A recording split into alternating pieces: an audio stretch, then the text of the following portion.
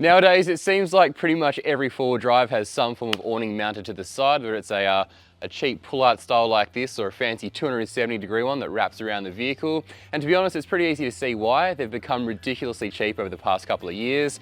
We're talking less than $100 for a model just like this, and they're ridiculously easy to set up.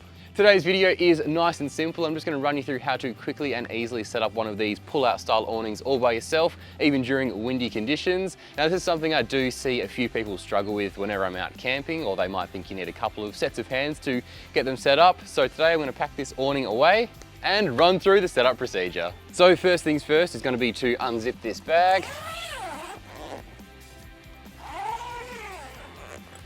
Fold that flap over to reveal our awning underneath. Now the awning is going to be held in place by these Velcro straps. So just undo those, but keep some support on the awning so it's not going to fall down when you take the last strap off.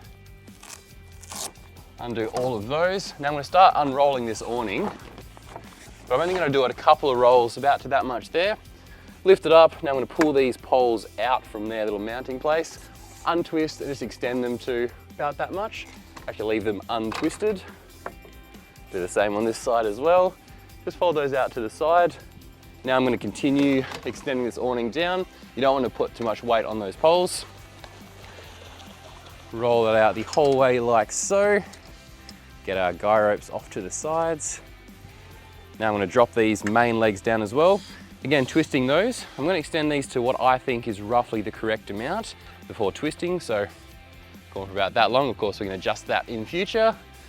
Sit that side down, do the same on the other side as well.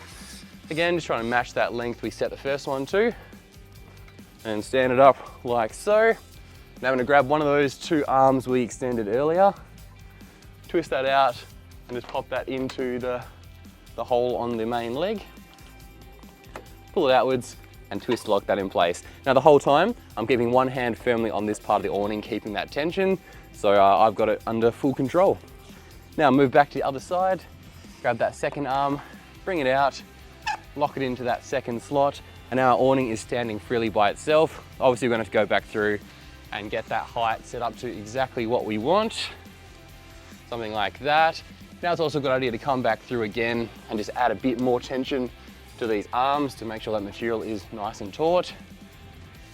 Do that on both sides. You can see this one is a bit floppy at the moment, but when I undo this, put a bit of tension, lock it in place, that material is sitting nice and straight.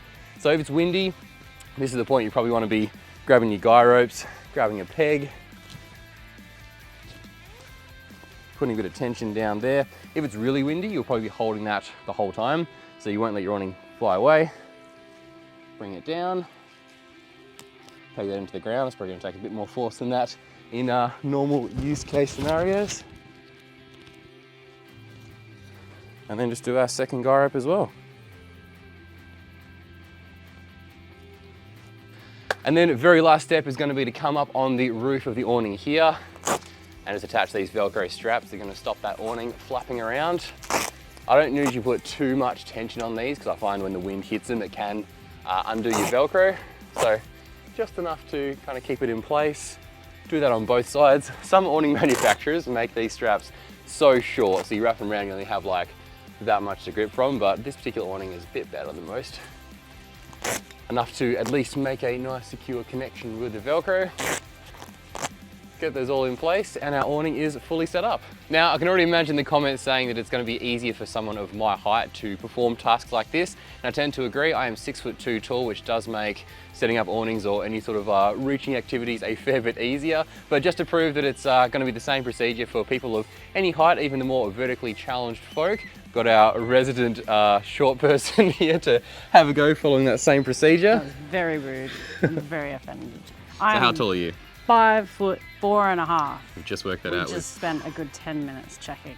But now we know. So I'm 6'2", Bianca's 5'4.5", and she's gonna have a go doing that same procedure, setting up the same way to see if height makes a difference. But first, he's gonna pack it down because I had to do it last time. That's only fair. All right, let's get this packed away.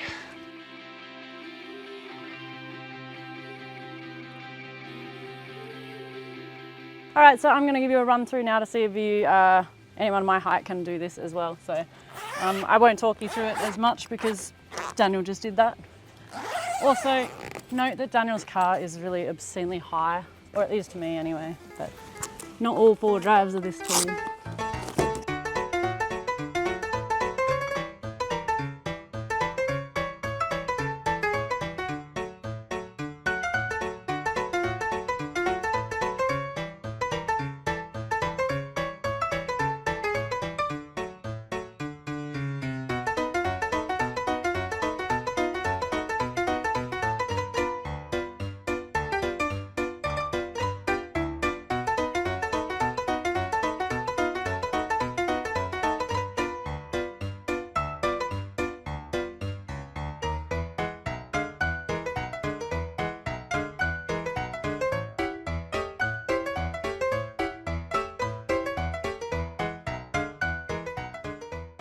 There you go, job well done. So how was that? Pretty straightforward?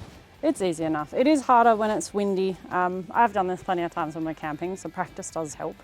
I say plenty of times, I actually haven't done it many times when we're camping, but I have done it in the wind before and it is a pain in the butt, but it's still doable. As long as you can keep one hand on it, you're normally fine. Yeah. So whether you're new to 4-wheel-drive and camping or you've just never been shown how to set up one of these 4-wheel-drive awnings before, hope that video helps you and gives you a bit of a run through of what you need to do. Yeah, for sure. And hopefully me being here to also show you that you don't need to be a 6'2", and also like a veteran at camping to be able to do this. So Daniel is always one to set up our awning when we go out because obviously it is easier for him with his nice height and how tall this car is, especially when we usually park it on weird angles.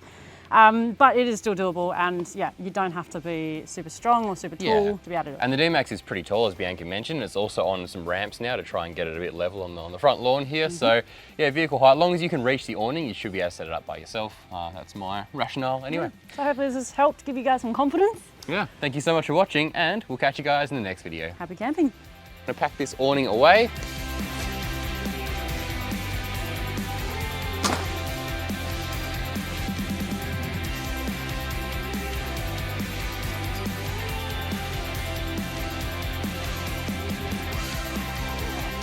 And run through the setup procedure.